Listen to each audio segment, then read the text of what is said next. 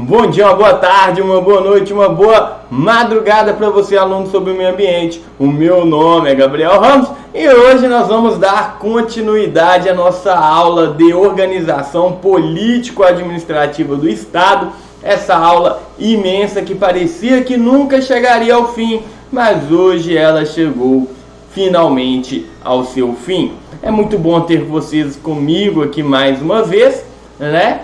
Então, vamos parar de enrolar, porque hoje a aula é VaptVupt, hoje nós só vamos encerrar, então eu vou puxar a vinheta.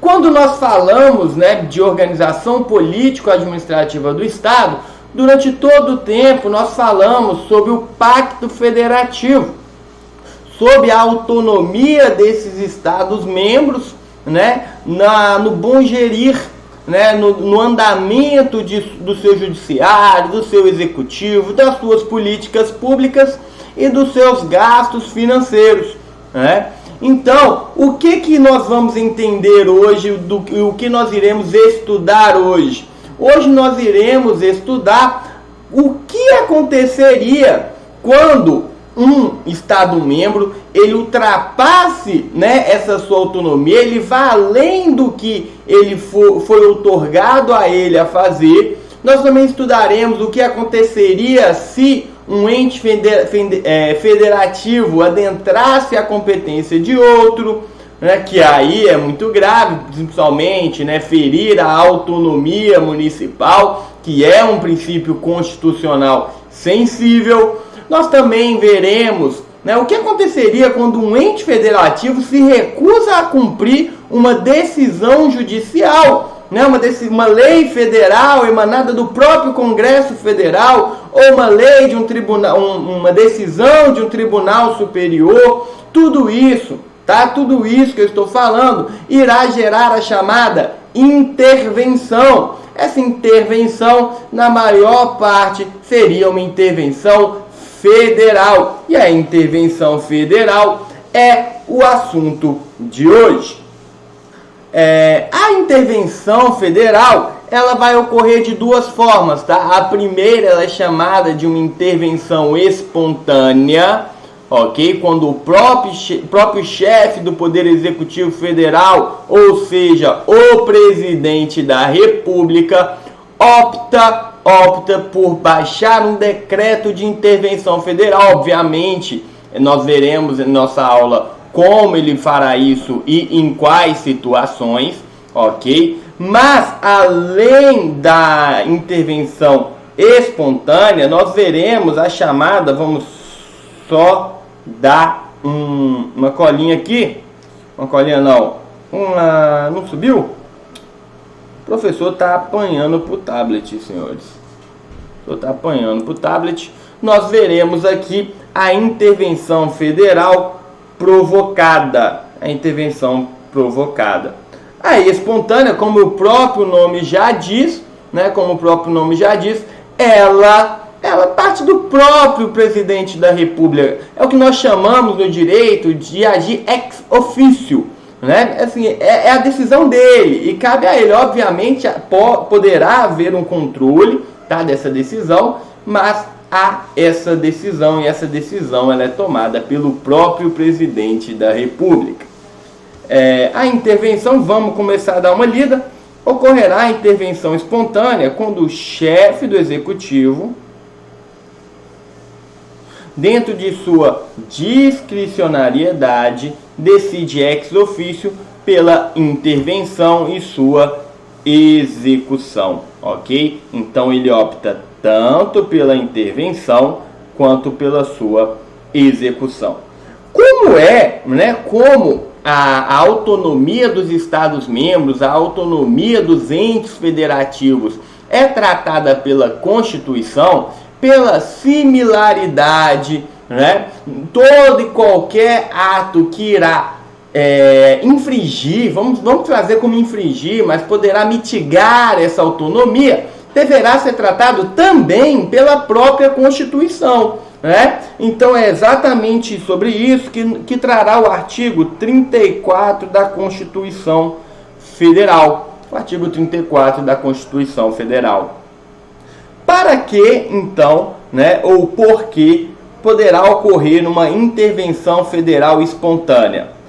Poderá ocorrer, então, pela defesa da unidade nacional, para a defesa da ordem pública e para a defesa das finanças públicas, ok? Reforçando aqui, o próprio presidente da República poderá tomar a iniciativa de decretar a intervenção federal.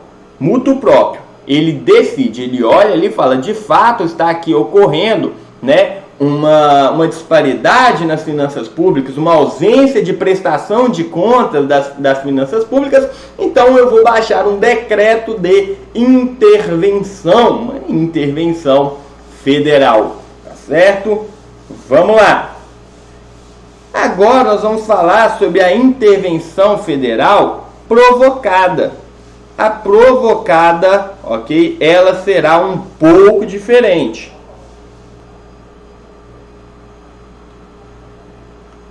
Qual que vai ser, então, a grande diferença da provocada? Que na intervenção provocada, a própria Constituição ela outorgou a determinados órgãos, majoritariamente a tribunais superiores, tá? O poder desse próprio tribunal, desse próprio órgão virar e falar assim, olha, senhor presidente, está aqui ocorrendo um caso de intervenção que poderá ser necessário uma intervenção para a gente resolver. Quando falamos na provocada, a gente vai ter, tá, um pequeno probleminha, mas a gente vai decorar fácil. Por quê? Porque ela poderá ser uma solicitação ou uma requisição. Quando nós estivermos falando de uma solicitação, o órgão vai virar e falar, ei, senhor presidente, seria possível, por especial obséquio, o senhor entender que é possível uma intervenção federal? E aí, após esse órgão pedir, veja bem, existe uma diferença vamos chamar de ordinária, na comum, na espontânea. Por quê?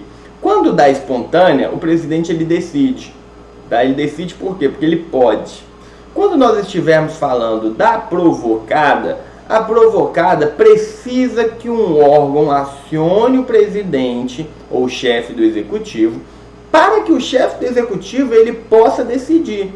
Então, assim, poderá estar ocorrendo uma flagrante necessidade de uma intervenção, mas se for o caso de uma intervenção provocada, ainda que o presidente queira, ele precisará esperar essa provocação, tá certo? Além dessa que é um pedido para o presidente, a gente vai ter uma que é uma requisição, Essa partirá do Supremo Tribunal Federal.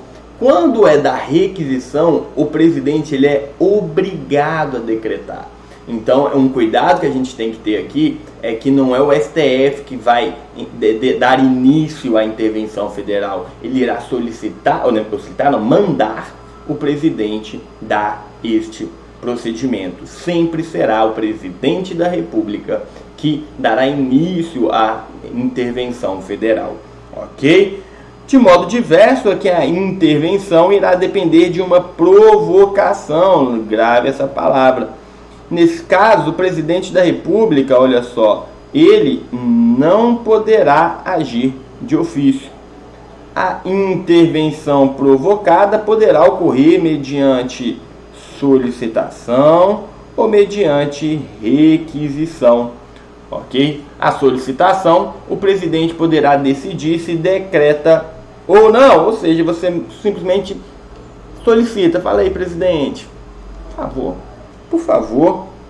Já na requisição, o presidente da República, ele fica obrigado a decretar. E quais são os meios de requisição? Esses aqui, eles estão previstos também no artigo 34 da Carta Magna, só que em outros incisos.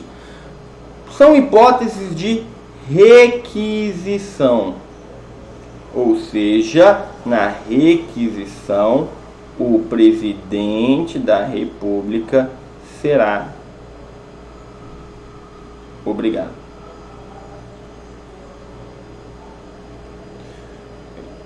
Quais são?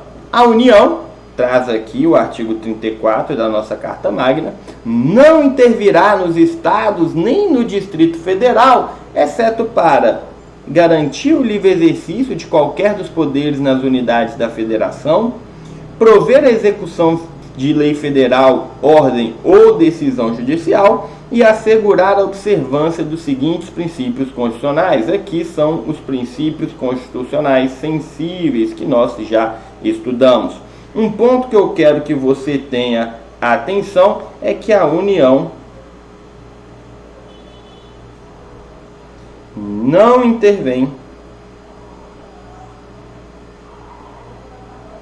em município.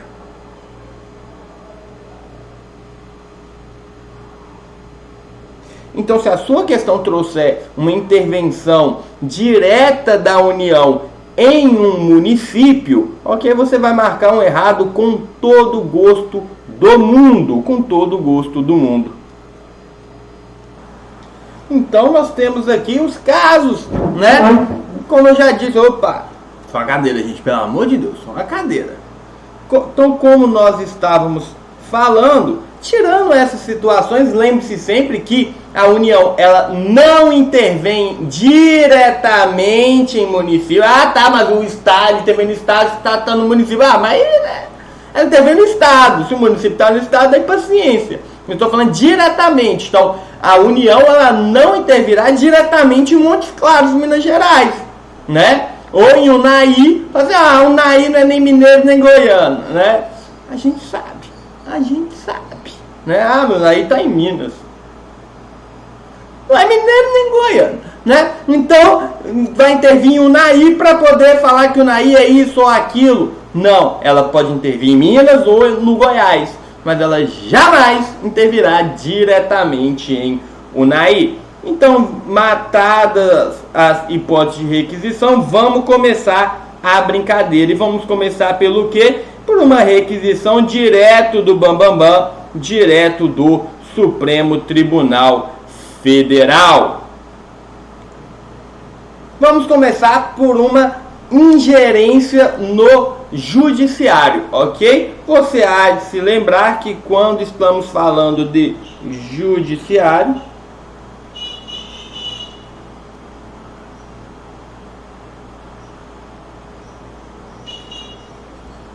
ele pode ser, então, federal ou estadual.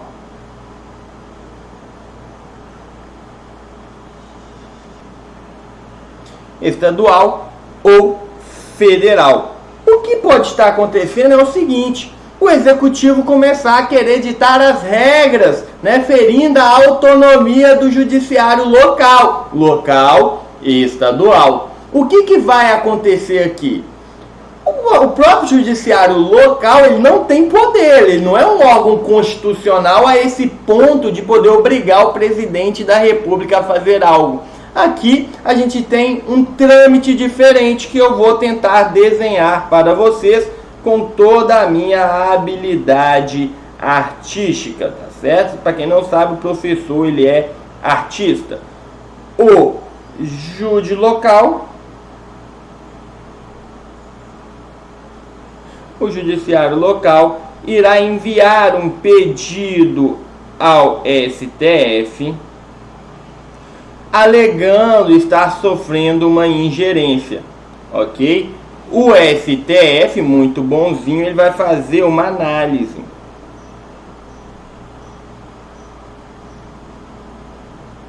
Essa análise verá a constitucionalidade do pedido, bem como as razões desse próprio pedido. Se for declarado ok, o STF irá mandar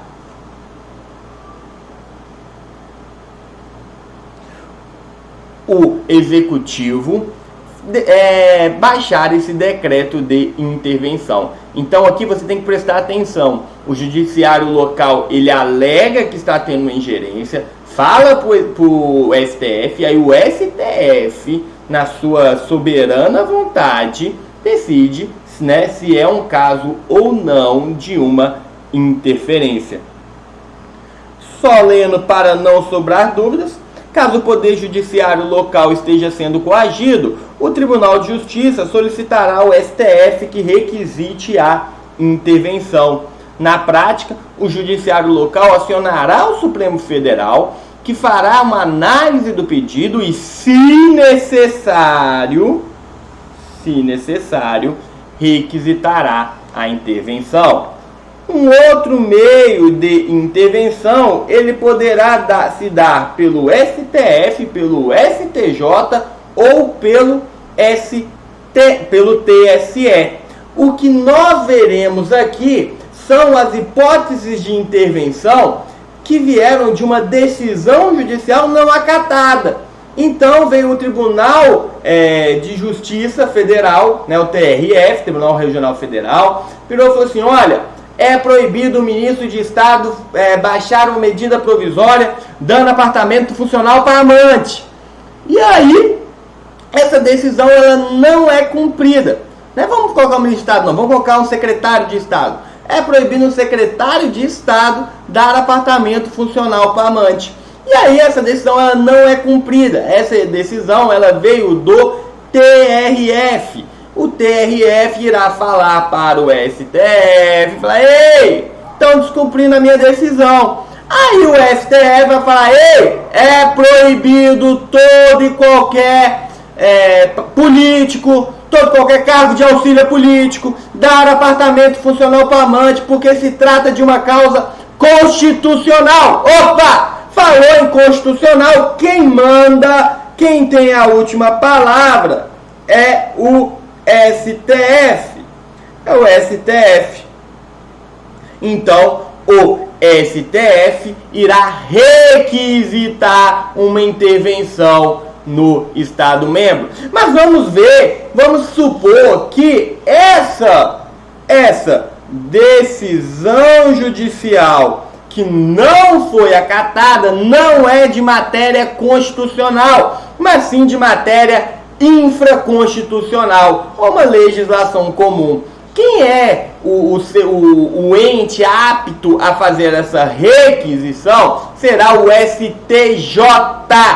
Por quê? Porque o STF cuidará das matérias constitucionais, o STJ infraconstitucionais. Perfeito? Mas existe ainda a possibilidade da matéria se relacionar com o direito eleitoral, né? Em matéria eleitoral, já aí o órgão responsável será o TSE, o Tribunal Superior Eleitoral. Vamos ler o slide. No caso de uma desobediência à ordem ou à decisão judicial da Constituição Federal, artigo 34, inciso 6º, a intervenção dependerá da requisição de um desses tribunais.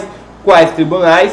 O STF, o STJ e o TSE, ao presidente da República, ou seja, uma requisição. Ele está mandando o presidente da República. Marcela Alexandrine e Vicente Paulo nos trouxe com muito carinho. Vamos fazer um coração para eles, com muito carinho, esse breve resumo. Se o descumprimento for de ordem ou decisão da Justiça Eleitoral, caberá ao Tribunal Superior Eleitoral a requisição. Se o descumprimento for de ordem ou de decisão for do Superior Tribunal de Justiça, caberá a ele a requisição. E por fim, se o descumprimento for de ordem ou decisão do Supremo Tribunal Federal, da Justiça do Trabalho ou da Justiça Militar, então vocês gravem esses dois aqui, caberá ao STF. E por quê? Porque a palavra final em matéria trabalhista ou em matéria do direito militar, que não, para fazer uma coisa julgada material, nesse caso, caberá direto ao Supremo Tribunal Federal. A matéria ela é tranquilazinha, né? Eu gosto dessa matéria, Ademais, o descumprimento de decisão também poderá ocasionar a requisição para essas, exige uma divisão. Aquela mesma divisão, questão constitucionais, STF, por quê? Porque cabe ao STF o recurso extraordinário. Nas questões legais infraconstitucionais, o STJ, porque cabe ao STJ um recurso especial, e a Justiça do Trabalho e a Justiça Militar, a requisição que cabe ao STF. Agora nós vamos falar sobre a participação do Procurador-Geral da República na intervenção federal, tá certo? Nós teremos uma atuação direta do Procurador-Geral da República, tá? O chefe do Ministério Público na órbita federal, em 2 casos, ok? Na inexecução de uma lei federal, ou seja, a lei federal existe e um Estado membro não está respeitando, ok? Nós também teremos na ofensa, quase que me foge a palavra, na ofensa dos princípios constitucionais sensíveis, né? A intervenção do município, a não compartilhação das verbas, lembra disso? Vamos escrever? Vamos achar aqui um local em branco, aqui, vamos colocar aqui então os princípios constitucionais sensíveis, tá certo?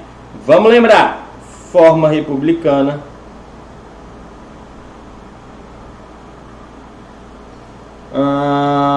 vem na memória, sistema representativo, princípios constitucionais, regime democrático,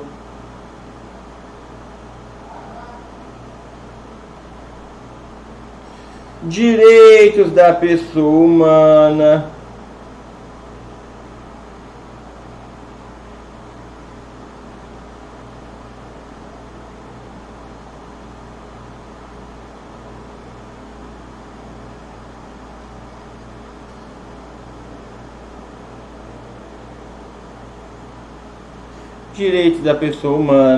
autonomia municipal,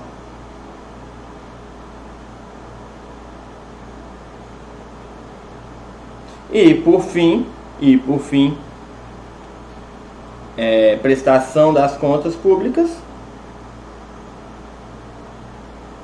E aí vem o pulo do gato, que sempre cai.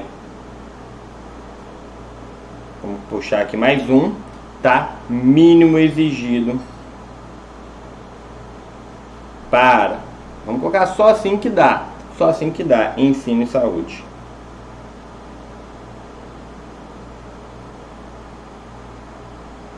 Ensino e saúde, ok? Então todos esses são os princípios sensíveis, a gente já estudou isso, né? A gente está cansado de estudar isso. Então, toda vez que um Estado, eita, canetinha do professor voa, toda vez que um Estado membro ele infringir um dos princípios constitucionais sensíveis, o PGR, como nós chamamos, o PGR, ele irá dar início, né, a um pedido de intervenção. Então é a falta de execução de uma lei federal e os princípios constitucionais sensíveis, todos passarão pelo PGR.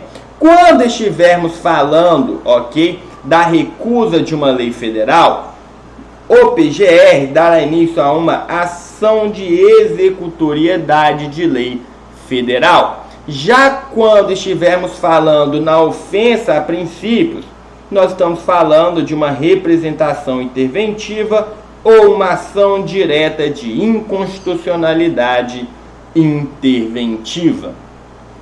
Cada uma será para ou a inexecução de uma lei federal ou a ofensa a um princípio constitucional sensível. Beleza, professor, eu entendi. Ou ele vai entrar com a ação contra obrigando a execução de uma lei federal, ou ele vai entrar alegando a infringência, né, a infração contra um princípio constitucional sensível. E daí? Né, como é que vai acontecer? Novamente, esse assunto ele vai parar no STF, no Supremo Tribunal Federal. Chegando no Supremo Tribunal Federal, o Supremo Tribunal Federal ele analisará e entenderá a viabilidade desse pedido. Por meio dessa análise, nós teremos dois resultados. O STF olhará e falar: não acho que vale esse desgaste todo. E aí o PGR ele é obrigado a arquivar esse pedido. Ele é obrigado a arquivar este pedido. Mas por outro lado, quando o STF ele for a favor, ele irá obrigar o presidente da República a iniciar esse decreto interventivo, iniciar esse processo de intervenção federal. Novamente, estamos falando de uma requisição. As formas de solicitação nós veremos um pouco mais à frente. Um ponto que eu quero que você decore é que não há que se falar em submissão à aprovação do Congresso Nacional e que essa decisão ela é irrecorrível. Vamos ler para não deixar passar nada. Após a manifestação da PGR, caberá ao Supremo Tribunal Federal a análise de viabilidade de intervenção, podendo assim ter dois resultados. O STF poderá negar o provimento, gerando um arquivamento do pedido, e o STF dar provimento ao pedido e dar conhecimento ao presidente para que, no prazo de, olha só, um prazo improrrogável de 15 dias, expedir o decreto. Lindo, lindo, lindo, né? O STF é muito fofinho, ele ainda dá 15 dias. Ele ainda dá 15 dias, tá certo? Beleza, professor, já entendi essas formas de requisição. E como é que se dará então a requisição propriamente dita? Qual que é o procedimento para isso? Vamos fazer o seguinte, já temos aqui, né, 27 minutos de aula, vamos tirar um descansinho, o professor vai tomar uma água, vai dar uma refrescada, e aí, porque aqui, né, que tá quente, né, dá para notar, já são, que quando o fuso são 6 horas da tarde aqui, mas são 7 horas da noite nos outros lugares, e ainda tá um calor puxado. Então, vamos lá, vamos descansar um pouquinho.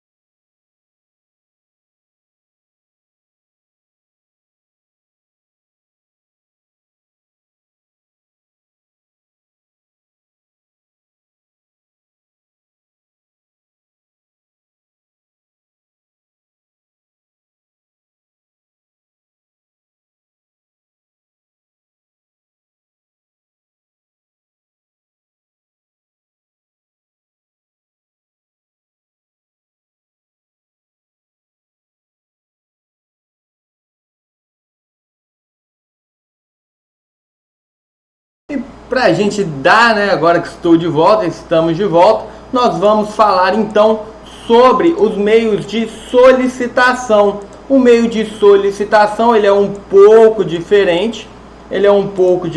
Por quê? Porque aqui os Estados-membros, eles irão solicitar uma ajuda, né? Falar assim, ei, alguém por favor, me ajude no que está acontecendo aqui no meu território. E quais são os meios de solicitação? Eles estão previstos aqui, ó, no artigo 34, 4º da Constituição. A solicitação ela ocorrerá para a defesa do poder executivo ou a defesa do poder legislativo. Isso tudo quando um desses poderes estiver sofrendo uma ameaça de ingerência, ou seja, tem alguém querendo ali, né, interferir na autonomia desses poderes, que é, né, sagrada de acordo com a Constituição Federal. Então, a solicitação ela ocorrerá mediante a representação dos representantes dos poderes. Ou seja, nós estamos falando aqui do governador ou do presidente daquela assembleia, no presidente daquela assembleia legislativa ou da Câmara Distrital. Neste caso, nos casos de solicitação, ocorrerá a solicitação do chefe daquele poder, ainda que local, é um chefe de poder, do chefe daquele poder local para o presidente da República, que analisará se é passível ou não de uma requisição. Pronto, de uma intervenção. Pronto, nós vimos os fatos de solicitação e de requisição. A requisição quando é obrigatória e a solicitação quando ela vem dos Estados-membros por conta de uma ingerência, seja no Executivo, seja no Legislativo, tá certo? Para terminarmos, essa aula de hoje vai ser um pouco rapidinha, só para a gente terminar, nós vamos falar do decreto interventivo. O decreto interventivo, ele é um instrumento, tá bom? Um instrumento utilizado pelo presidente da República para dar início à intervenção federal. O decreto interventivo, atribuição única do chefe do Executivo, ele ocorrerá para quê?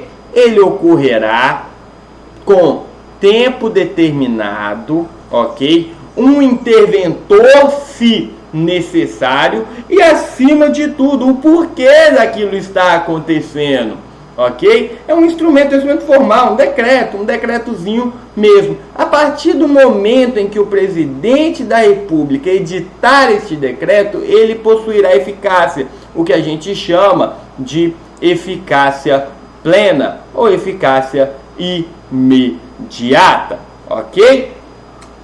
Dependendo do caso, necessitará a nomeação de um interventor, ok? E esse interventor será necessário caso ocorra uma intervenção somente no Poder Executivo. Caso ocorra no Poder Legislativo, bastará que o decreto interventivo delegue esse poder, ok? Delegue esse poder ao chefe do Poder Executivo. Ainda falando sobre o decreto interventivo, ok? Nas hipóteses não vinculadas, ou seja, nas hipóteses de solicitação, o chefe do Executivo ouvirá os conselhos da República e da Defesa Nacional, mas é meramente opinativo, ou seja, ele só vai ouvir. E durante a execução da intervenção federal, a Constituição não será emendada. Essa Constituição ela continuará do jeito que ela é, do jeito que ela está. Vamos falar ainda, né, sobre o controle político. Por quê? Porque nós sabemos que a partir do momento que o presidente da República baixa esse decreto, A partir do momento, ele tem eficácia.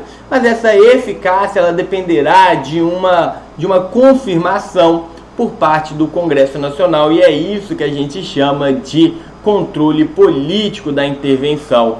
Vamos dar uma estudada.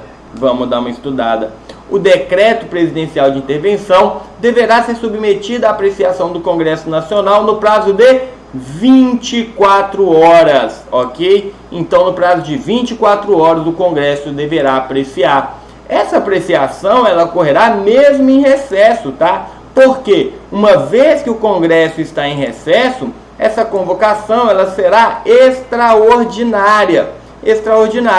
Em caso de aprovação, expede-se um decreto legislativo e, se contrário,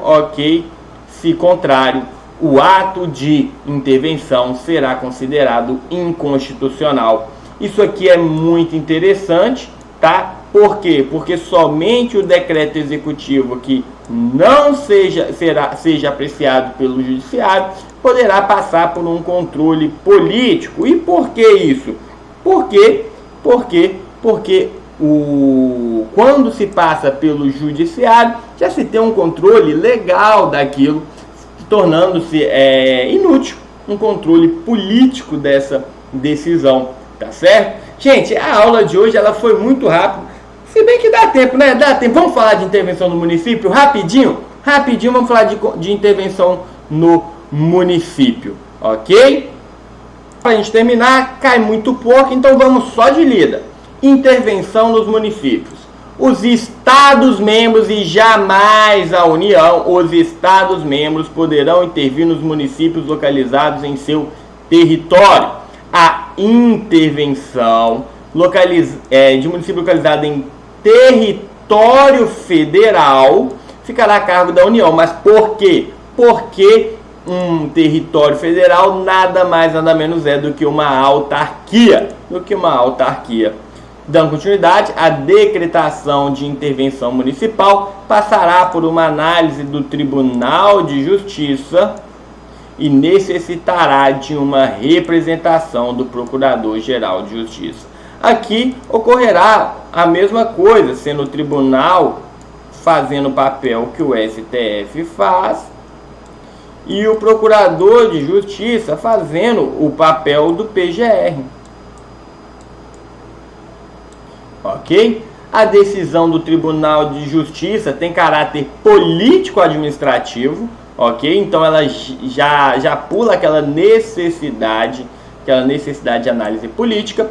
E para matarmos a nossa aula de hoje, a súmula 637 do STF decide que não cabe recurso extraordinário contra acórdão de Tribunal de Justiça que defere pedido de intervenção estadual em município. Ou seja, o próprio STF disse: ei, não cabe a mim julgar uma decisão que o TJ já teve. A luz está ficando fraca, né? É a luz me expulsando.